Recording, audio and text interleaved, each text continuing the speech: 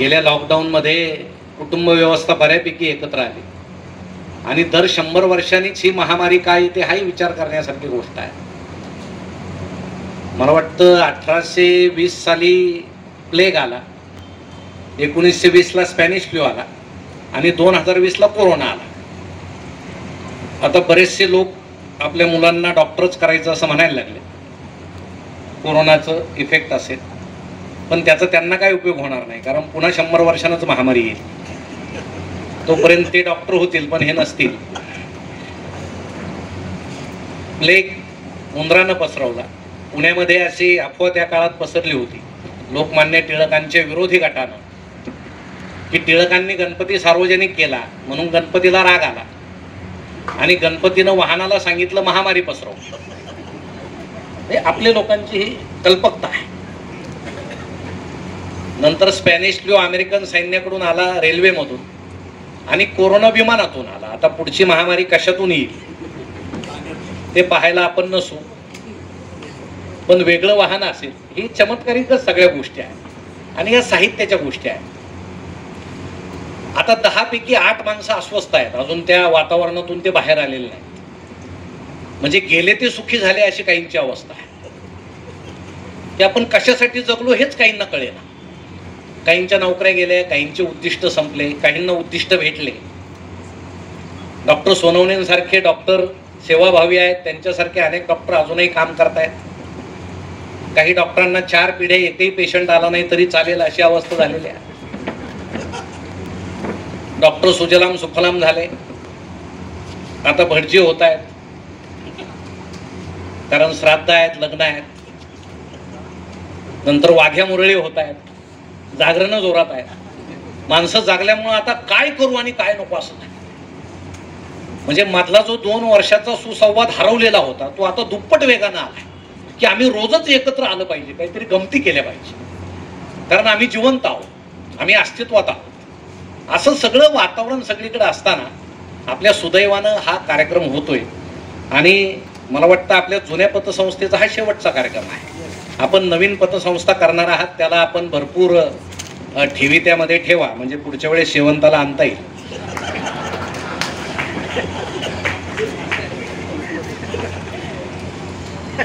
गंमत अशी आहे की डॉक्टर सोनवणेंना जो आनंद इतरत्र भेटतो किंवा अण्णांना जो आनंद भेटतो, हे आनंद मिळवण्याच्या पद्धती आहेत, पण आपण ते विसरलेलो आहोत. फार जुनं साहित्य जे वाचायचे म्हणजे राम गणेश गडकरींपासून हे छोट्या छोट्या गोष्टीत ते आनंद मिळवायचे.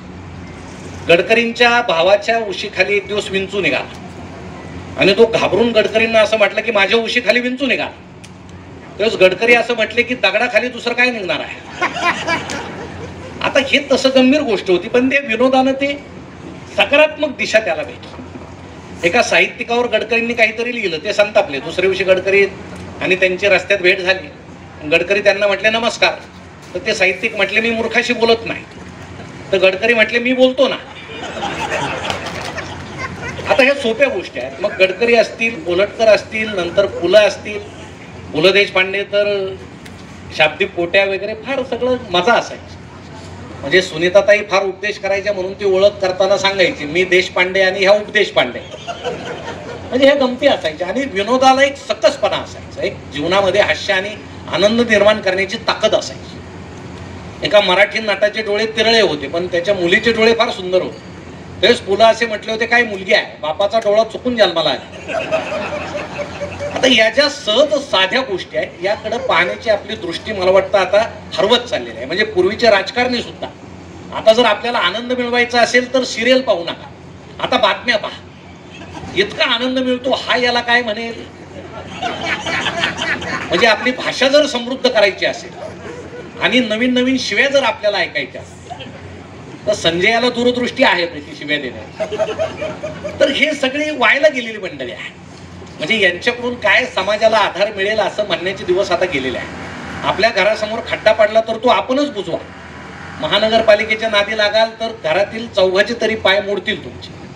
हे समजून घेण्याची पद्धती आहे की व्यवस्था आपल्यासाठी काही करणार नाही. पूर्वी जे आनंदाचं वातावरण होतं की एक आमदार जरा देहानं स्थूल होते, आधी विधानसभेत ते प्रश्न उभे राहिले विचारायला की सभापती त्यांना बसा म्हणायचे. 5दा असं झालं. ते आमदार संतापले, म्हटले माझा अपमान तुम्ही करताय, मी 5दा उभा राहिलो. तर ते म्हटले तुमच्या शरीराला व्यायामाची गरज आहे, म्हणून अजून 5दा तुम्ही उठा आणि बसा.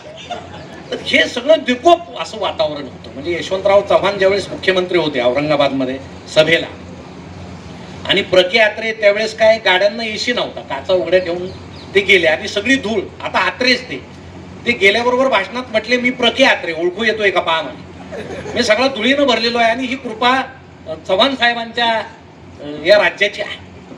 त्यावेळेस चव्हाण साहेब नंतर असं म्हटले की आत्रे तुम्ही आम्हाला कायम धूळ चारता, निदान एकदा तरी आम्हाला तुम्हाला धूळ चारू द्या. तर या ज्या सकस गोष्टी आहेत ते दिवस गेले कुठं, हा फार मोठा प्रश्न आहे.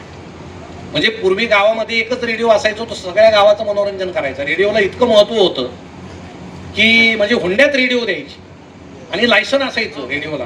जुन्या लोकांना माहित असेल 15 रुपये महिना काहीतरी असायचं लायसन.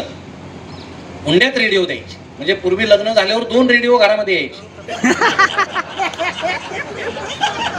एकाला बंद करायला बँड होता, दुसऱ्याचा काही विषयच नाही. म्हणजे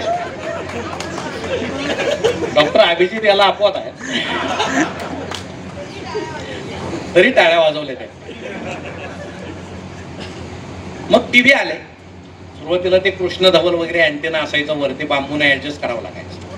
सह्याद्री नावाचं चॅनल असायचं आणि त्यावर त्या सरकारी बाई. आता सरकारी बाई म्हटल्यावर चेहरा एकदम आनंदाच्या बातम्या तशाच, दुःखाच्या तशाच, आणि भ्रष्टाचाराच्या बातम्या त्यावर नसायच्या. कारण म्हणजे भ्रष्टाचार नव्हता असं नाही, चॅनल सरकारी होता, सांगायला बंदी. आता खाजगी असल्यामुळे उद्या होणार आजच सांगतात, ब्रेकिंग न्यूज उद्या 10 कोटीचा होणार आहे, कारण स्पर्धा आहे. म्हणजे असे रंगीत टीव्ही सगळे आले, छान छान. पूर्वीचे टीव्ही असे हलायचे, त्यात मुंग्या वगैरे यायच्या. त्यातल्या बाई असं म्हणायच्या आजचं हवामान शांत राहील, पण त्या पण हलायच्या. म्हणजे पूर्वीच्या लोकांच्या मुंड्या जे हलायच्या ना, बहुतेक ते कारण असं टीव्ही ऍडजस्ट करता करता त्या मुंड्या हलत असाव्यात. म्हणजे टीव्ही ब्लॅक अँड व्हाईट होता पण तो रंगीत आनंद द्यायचा. आता टीव्ही रंगीत आले पण आनंद रंगीत मिळत नाही. त्याचे अनेक कारण आहेत. रिमोट आले, आपण चंचल झालो. आता नवीन नवीन मॉडेल आले. काल परवा मी एक वृत्तपत्रात बातमी वाचली, नवीन मॉडेलचं टीव्ही येत आहे की आता रिमोटची गरज नाही बंद करायला, पाहणाऱ्या माणसाने डोळे मिटले की ते आपोआप बंद होणार. म्हणजे खरंच येतोय, तुम्ही घ्या. आता मला शंका आहे काय की त्या माणसानं जर कायमचे डोळे मिटले तर त्या मॉडेलचं काय करायचं, ते त्याच्याबरोबरच पाठवायचं. म्हणजे या सगळ्या गमती आहे.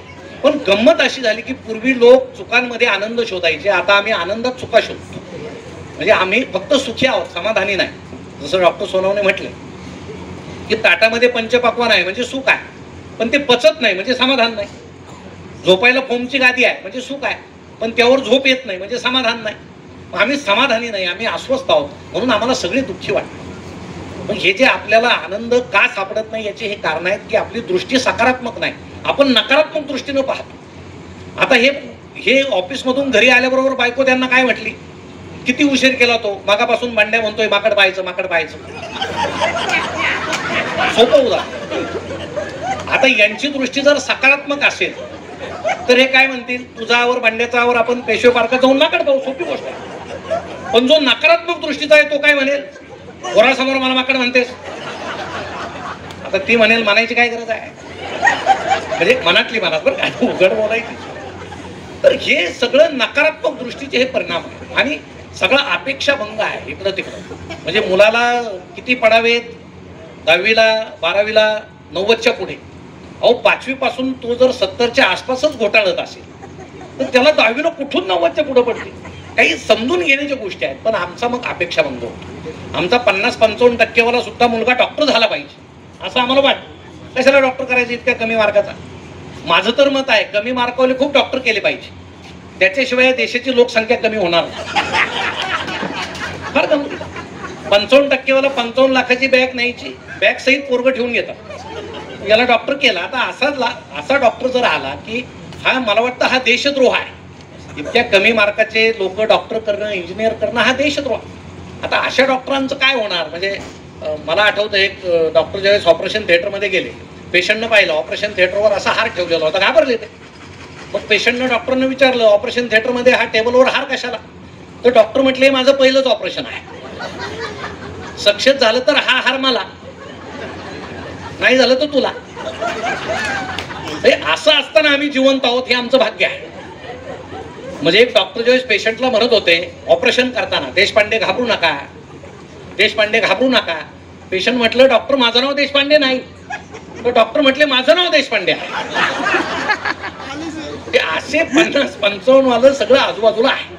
पण हे सगळं असताना सुद्धा आम्ही ज्या कुटुंबामध्ये राहतो, जी व्यवस्था आमच्यावर अंगावर येते, यातून कसा आनंद आपल्याला शोधता येईल या गोष्टी निश्चितपणे आपण त्याचा विचार केला पाहिजे. म्हणून जो भिकाऱ्यांमध्ये आपण आनंद शोधला, जे सूत्रसंचालक महोदय खूप छान सहज बोलतात, खूप मोलाचं बोलतात की आतला माणूस जिवंत पाहिजे, आतला माणूस. पण आमच्या आतला माणूस कधी वर येतच नाही. अपघात पाहायला आपल्याला वाटतं त्याला उचलावं, आपण उचलत नाही. आतला माणूस बाहेरच येत नाही. समोर एखादा भिकारी उभा आहे, नाश्ता करतोय, आपल्याला वाटतं त्याला द्यावं, आतला माणूस, पण आपण त्याला तो देत नाही. म्हणजे आतला माणूस बाहेर येतच नाही. डॉक्टर सोनवणेंचा आतला माणूस बाहेर आला, म्हणून हे काम ते करू शकतात. ही एक समाधानाची गोष्ट आहे. आणि दुसऱ्याच्या दुःखात आम्ही सुख शोधतो. त्याला दुःख झालं की आम्हाला फार सुख भेटतं. म्हणजे एका माणसाला लॉटरी तिकीट लागते 5 लाखाचं, शेजाऱ्यानं फटाके वाजवले, गावाला आनंद झाला. शेजारी असावं तर असा. त्यांनी विचारलं शेजारी असावं तुझ्यासारखा, त्याला लॉटरी लागली, तू फटाके वाजवले. तो म्हटला नाही, त्याला तिकीटच सापडत नाही म्हणून मी फटाके वाजवले. किती आनंदाची गोष्ट. मग हा आनंद जास्त दीर्घकाळ टिकणारा. म्हणून हे ते सगळं आपण प्रवास करतो. जसं अण्णांनी त्यांचा प्रवास सांगितला की किती, आणि माणसं फक्त निकाल पाहतात, संघर्ष पाहत नाही. आज अण्णा नाईक झाले म्हणून अण्णा लोकांसमोर आले. किती त्यांच्या मागे किती कष्ट आहे. डॉक्टर सोनवणेंच्या मागे किती कष्ट आहे. डॉक्टर मनीषाताई त्यांना मदत करता येते, किती मोठी गोष्ट आहे. मी खेड्यातला मुलगा आहे. या क्षेत्रामध्ये कथाकथन असेल, मिरासदार, शंकर पाटील, पु ल देशपांडे, हे सगळं आम्ही सुरुवातीला, तुम्हाला सांगतो, माझे काही मित्र, आम्ही आलोत नगरून इथं. आमच्या गावाकडून डबे यायचे पहाटे, एसटीवर यायचे आणि डब्यावर नावं असायची. आणि सकाळी त्या भाकरी आल्या की आम्ही भाकरी चाचपायचो. त्याचं कारण असं होतं की वडील पैसे पाठवत नसायचे, पण आईला वाटायचं मुलाला पैसे पाठवावे, म्हणून ती पापुत्र्याच्या आत 1 किंवा 2 रुपयाची नोट घालून अशी पाठवायची गुपचूप. त्यावेळेस 1 आणि 2 रुपयाची नोट होती. आणि ती नोट पाहिली की आम्हाला एकदम असं अलिबाबाची गुहा सापडल्यासारखा आनंद व्हायचा की तो त्या काळातला आनंद वेगळा. आणि मग त्या काळात हे काहीतरी बोलावं असं मला वाटायला लागलं. आणि ते जे फडकं असायचं भाकरीचं, ते हरवलं तर आई म्हणायची ते परत डब्यात पाठवून दे, नाही तर उद्या कागदात भाकरी देऊ. म्हणून ते फडकं आम्ही गडी घालून खिशात ठेवायचो जपून, पुन्हा डब्यात पाठवायला. मला पहिल्यांदा ज्यावेळेस कथाकथनाला बोलवलं एके ठिकाणी, मी गेलो, कथा सांगायला सुरुवात केली आणि मी पाहिलं होतं प्राचार्य शिवाजीराव भोसले असतील वगैरे जे मोठे कथाकार आहेत, ते मध्येच रुमाल काढतात आणि अशी ओठ टिपतात. म्हटलं अरे मोठ्या वक्त्याचं लक्षण आहे. म्हणून मी खिशात हात घातला, लक्षातच नाही फडका आहे. आणि मी ते ओठाला असं लावलं, त्याला मिरची होती. ती मिरची लागल्यानंतर काय विचारू नका. म्हणजे कथा कशी झाली आणि मी काय चेहरा खाजवत बसलो, लोकांना तेच समजेना. पण आम्ही सकारात्मक दृष्टिकोन ठेवला की ठीक आहे, आता पाहुण्यांनी कसं यावं, गाडीत यावं. आपल्याकडे एक पद्धत आहे, पाहुणे कसे गाडीत आले पाहिजे. प्रमुख पाहुणे ते चालत नको, एसटीनं नको. आजकाल तर पाहुणे गाडीतच आले पाहिजे. म्हणजे पुढे त्यांना बोलता येऊ नाही तर नाही, ते गाडीतच आले पाहिजे. त्यावेळेस गाड्या वगैरे काय नव्हत्या. एका पब्लिक स्कूलवर आम्ही कार्यक्रमाला गेलो. मित्राला म्हटलं मोटरसायकलवर जाऊ, गाडीच नव्हती. तो पुढे, मी मागे. आणि ते प्राचार्य वगैरे कोट घालून उभे होते, असे सगळे प्राध्यापक. आम्ही गाडी डायरेक्ट प्राचार्यांजवळ उभी केली, असे वाऱ्यात वगैरे गेले. आता त्यांनी लक्षच दिलं नाही. त्यांना असं वाटलं हा मंडपवाला वगैरे कोणतरी आला. नंतर मी नमस्कार घातला. ते अरे तुम्ही का? मला म्हटले गेटच्या बाहेर जा. म्हटलं काय झालं सर? आधी बाहेर जा. आम्ही पुन्हा गेटच्या बाहेर गेलो. प्राचार्य स्वतःची गाडी घेऊन आले मोठी. मला म्हटलं शेजारी बसा. आणि मग आत गाडी नेल्याबरोबर सगळे प्राध्यापक पळत आले, दरवाजा वगैरे या या या. मी म्हटलं मगाशी मनात की गाडीवर बसलेलं तर यांनी पाहिलं नसलं तर बरं होईल. म्हणजे या ज्या सगळ्या गमती आहेत, या आयुष्यातल्या अडचणी ज्या आहेत, त्याच्याकडे सकारात्मक दृष्टीने आपण पाहायला पाहिजे. पहिला कार्यक्रम माझा सोनई कॉलेजवर झाला आणि मित्राला म्हटलं आपण आता गाडीवर जाऊ, तुझ्याकडे गाडी आहे का? तो म्हटला डिझेल बुलेट आहे. आणि या बुलेटचं वैशिष्ट्य असं आहे की 10 मिनिट किका मारल्याशिवाय ही सुरू होत नाही. मग कसं करायचं? पाहुण्याचा अपमान होईल, अशी कशी गाडी? तर मी म्हटलं असं कर, तू कथा ऐकायला समोर बस आणि 10 मिनिट अवधी राहिलं की मी तुला खून करीन. तू बाहेर जायचं आणि गाडीला किका मारायच्या. गाडी सुरू झाल्याचा आवाज आला की मी कार्यक्रम संपवील. म्हणजे आपली प्रतिष्ठा राहील. तो म्हटला ठीक आहे. खिडकीशीच गाडी लावली. तो समोर बसलेला किसन शिकारी नावाचा तो मित्र होता. आणि कथा संपत आल्यावर मी त्याला खुणवलं. बाहेरच माझं लक्ष, कथेकडं नव्हतंच. दान दान किका मारल्याचा एकदा फटफट फटफट सुरू झाला इंजिन. मी संपवलं. म्हटलं ठीक आहे. मग प्राचार्य निघाले आमच्याबरोबर. म्हटले चहा वगैरे, म्हटलं नको, मनात बाहेर गाडी बंद पडली तर काय म्हणजे आज मोठी आणलेली आहे तशी काही अडचण नाही, आज चहा घेऊ शकतो. प्राचार्य म्हटले तुम्हाला सोडून येतो, म्हटलं नको. तर ते प्राध्यापक आणि प्राचार्य आलेच माझ्या बरोबर. आता ती बुलेट कशी, ती दूध वाहण्याची बुलेट होती, दोन्ही बाजूला असे कॅरियर होते. मग प्रमुख पाहुणे त्यात पाय घालून बसले, म्हणजे मी. आणि प्राचार्य म्हटले या, आता या म्हटल्यावर गाडी बंद पडायला नको. मग ते किसनने ती जोरात रेस केली. आता डिझेल बुलेट तुम्हाला सांग, त्या सायलेन्सर मधून इतका मोठा काळा ढग निघाला धुराचा की ते प्राचार्य प्राध्यापक दिशेनाशे झाले त्या. म्हणजे प्राचार्य नंतर म्हटले असतील पाहुणे आले आणि तोंड काळं करून गेले. या अशा गमती, पण या गमतीनं सकारात्मक दृष्टीनं आयुष्याकडे कसं पाहायचं या सगळ्या गमती आहेत. आणि मला वाटतं साहित्याची वाटचाल यातून सुरू झाली. हे मी आपल्याला का सांगतोय की आपण जे पुरस्कार देता या मागे एक प्रेरणा आहे की आमच्यापेक्षा जास्त, जसं डॉक्टर सोनवणे म्हटले, वेद समजण्यापेक्षा वेदना समजावी. मला वाटतं हे जीवनाचं सार आहे. त्यांना वेदना समजली म्हणून ते एवढं करताय. अन्नाला तुम्ही काय असं म्हणतात, स्त्रिया घाबरतात वगैरे, तसं काय पूर्वीचे प्रेक्षक घाबरतात, आता काय घाबरत नाही. तुमच्यापेक्षा खतरनाक माणसं आमच्या घरात आहेत. म्हणजे तुमचे डोळे तरी बरे आहेत, असे आमच्या काही लोकांचे डोळे आहेत. काय घाबरायचं काही कारण राहिलेलं नाही. आणि एवढ्या त्या सगळ्या सिरियल आहेत. आम्ही 7 ते 9 अगदी शहरात ग्रामीण भागात वगैरे आम्ही पाहत बसतो. फक्त पाहताना कुठंतरी आम्ही जेवायला सुद्धा टीव्ही समोरच बसतो. सगळे त्या टीव्हीतल्या पात्राशी बोलतात, तुमच्याशी बोलतात, एकमेकाशी कोणी बोलत नाही. थोडासा सुसंवाद हरवलाय. आणि नेमकं जेवतानाच जाहिराती लागतात आपल्या सिरियलमध्ये, मध्ये मध्ये कमोड कशानं धुवावं वगैरे लागतात की नाही, लागतात. एक अर्थ बरोबर जेवताना ते सुरू होतं. आणि मग आई बाबांना सांगते ते त्यानं स्वच्छ निघतो, उद्या घेऊन येणार का तुम्ही, ते थोडी भाजी वाढू का तुम्हाला. बाबा घाबरून जातात, बाबा कुठली भाजी यायची समोर भरोसा नाही. आमच्या संवेदना काहीशा मेल्याच जमा आहेत. म्हणून हे कुठंतरी आपल्या शेजारी आपली मुलगी बसली, मुलगा बसलाय, त्यांच्यावर त्याचा काय परिणाम होईल. आपण जे संस्कार म्हणतो, आता आम्ही संस्काराच्या गप्पा तुमच्या समोर मारू नये, पण तुम्ही जे पुढे म्हणता ना मुलगा बिघडला, तो आपोआप बिघडत नसतो. ती बालपणापासूनच प्रक्रिया सुरू झाली आहे. तुम्ही जर त्यांना बिघडण्यापासून रोखतच नसाल. पूर्वी जिजाऊ महाराजांना, शिवाजींना गोष्टी सांगायची रामायण महाभारतातल्या.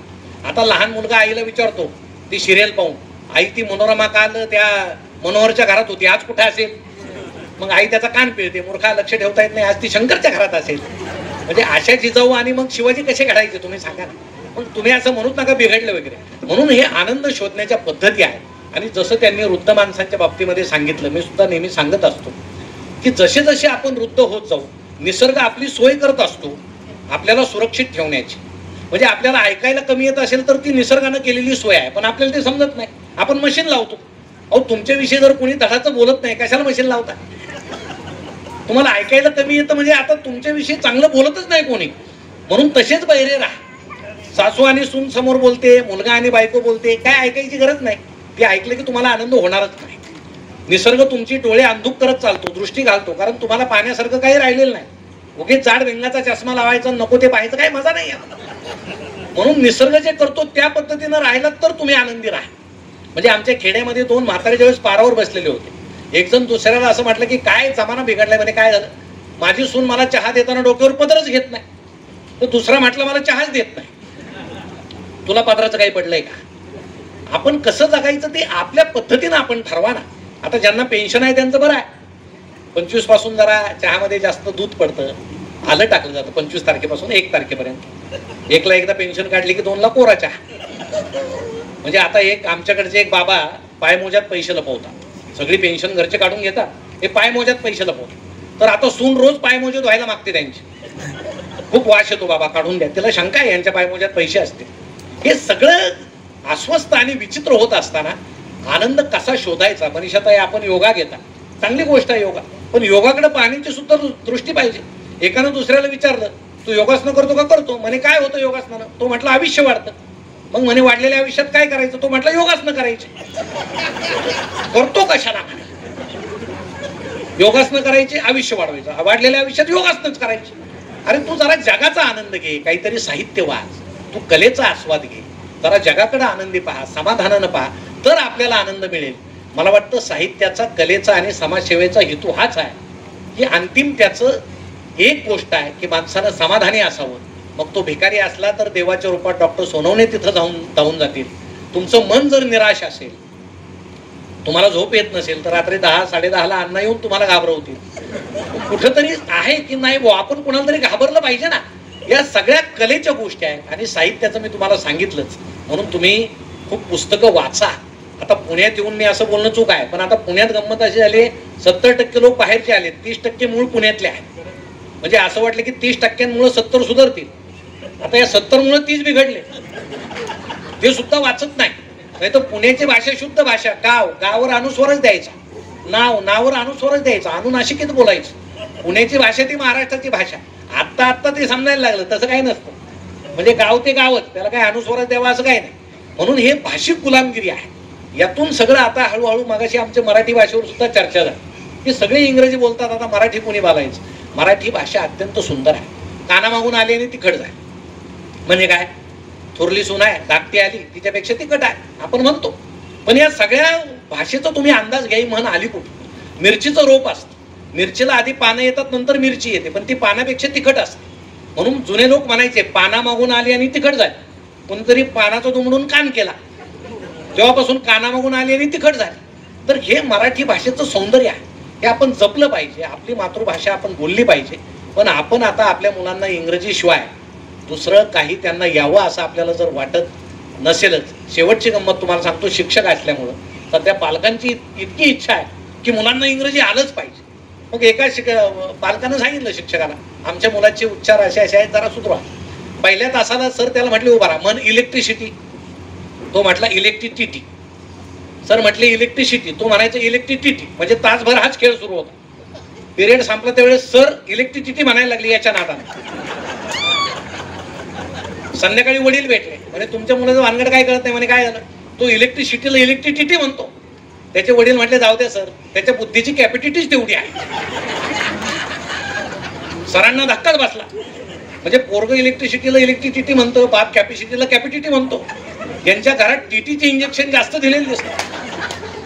दुसऱ्या दिवशी आजोबा भेटले. म्हणे आजोबा काय तुमच्या घराचं काय चाललंय. म्हणे काय इंग्रजी आहे. म्हणे तुमचा नातू इलेक्ट्रिसिटीला इलेक्ट्रिसिटी म्हणतो, तुमचा तो मुलगा म्हणजे त्याचे वडील कॅपॅसिटीला कॅपॅसिटी म्हणतात. आजोबा म्हणतात सर इकडे कानात सांगतात आहे ते बरं आहे. या प्रकाराची पब्लिसिटी कुठं करू नका. आता असे पालक भेटल्यावर इंग्रजी कोणाचं सुधरेल का कोणाचं बिघडेल. तर या सगळ्या गमती आहेत. पण आयुष्य जगताना थोडं गमतीत आपण जगावं. सगळ्याच गोष्टी गांभीर्यानं घेऊ नये असं मला वाटतं. म्हणून आपली पाहण्याची नजर असावी. पहाटे आपण जरी व्यायामाला फिरत असलो, तुम्हाला काही निरीक्षण मी सांगतो, काही लोक कुत्री घेऊन फिरतात, त्यात काही चूक नाही, फिरलं पाहिजे. पण कुत्री यांना घेऊन फिरतायत की हे कुत्र्याला घेऊन फिरतात हे कधी कधी कळत नाही. कारण कुत्रं पुढं ओढतंय. आता जर एवढा त्रास होत असेल तर कशाला घेऊन फिरतो त्याला. तो जर तुझ्यापेक्षा ताकदवान असेल तर त्याला घेऊ नको. हे गमतीचाच भाग आहे. किंवा तुम्हाला जर ओळखायचं असेल, या जोडप्याचं लग्न होऊन किती दिवस झाले, सोप्या गोष्टी आहेत. ते जर शेजारून चालले, टाळ्यावर टाळ्या देत आहेत, समजायचं 2-3 वर्ष झाले. थोडे तुटक दिसले, समजायचं 7-8 वर्ष झाले. अजिबातच दिसले नाही, समजायचं 25-26 वर्ष झाले. तो पार पुढे ही पार मागे, काय बोलायचं राहिलं. पुन्हा एकत्र दिसले तर ओळखायचं. 40-45 वर्ष होऊन गेले आणि दोघांना समजले आपल्याला एकमेकाशिवाय आता कोणी नाही.